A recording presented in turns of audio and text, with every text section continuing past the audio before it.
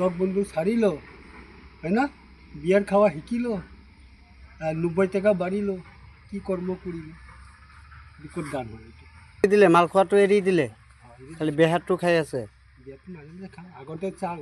120 টাকা আছে না এতিয়াই খাওঁ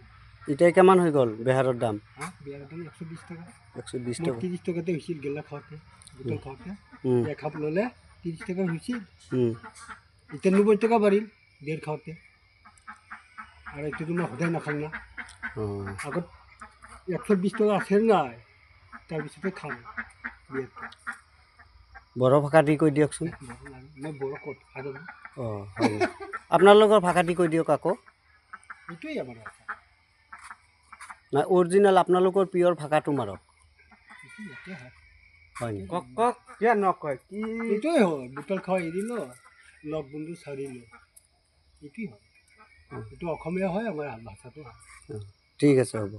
এই তহঁতৰ বড়ো মানুহ গীত মাৰিছে কবি বড়ো গীত নকবি হাজং মানুহ